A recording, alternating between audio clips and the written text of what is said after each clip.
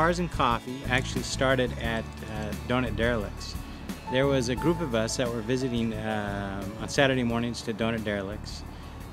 We were sitting at breakfast and it was getting crowded and hard to find parking spots, so we talked about finding a new location.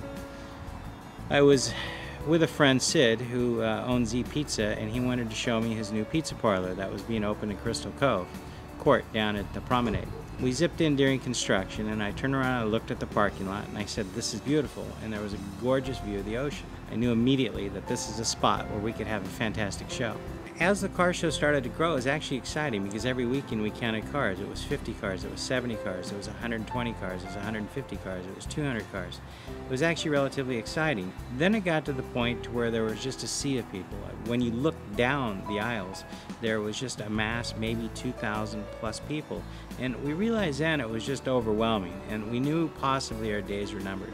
One of the problems we had were actually dealerships trying to market their wares at the show. Constantly we were fighting for sell signs to be taken off of cars. Orange County Lamborghini seemed to move their showroom every Saturday morning to Crystal Cove. Newport Beach Ferrari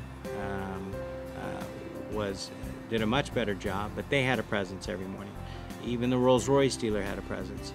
It seemed that each of the dealers used it as a Saturday morning showroom. And that was another downfall of Crystal Cove, was basically the commerce that was trying to be created there. We started having talks with the Irvine company on a weekly basis, and they were trying to actually help us solve some problems there. But it just basically came down that it was just too big and too obnoxious. The neighbors behind Crystal Cove that purchased the homes were woken up every morning by loud roaring cars.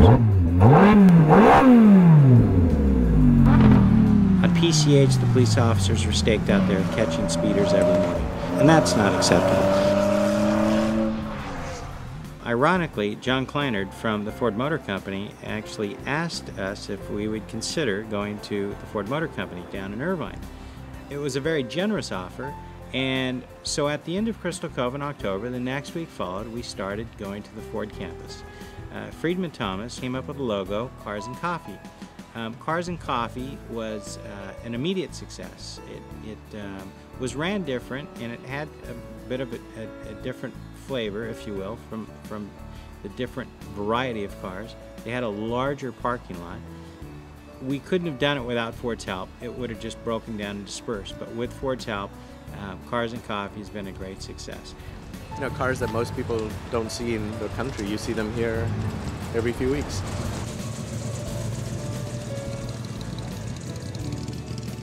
Last week, Symbolic Motors of San Diego brought you know, one of the 5 Reventons that are left in the country. Probably a Bugatti here, you know, every 2 or 3 weeks, a Veyron. The show has a lot more of just everything. We basically had hot rods, Ferraris, some Woodies, amphibious cars, boat cars, plane cars. We had a little bit of everything.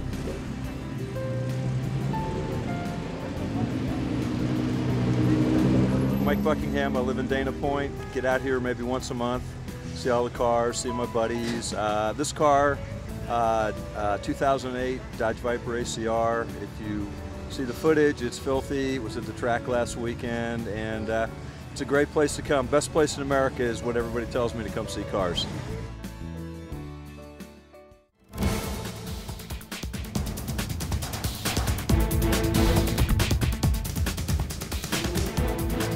This is a Lamborghini 2008 Gallardo Superleggera. It's one of 172 made in the world, and only 30 in this color and this Grigio Telesco gray. What made Crystal Cove so special was not only the cars, but the people.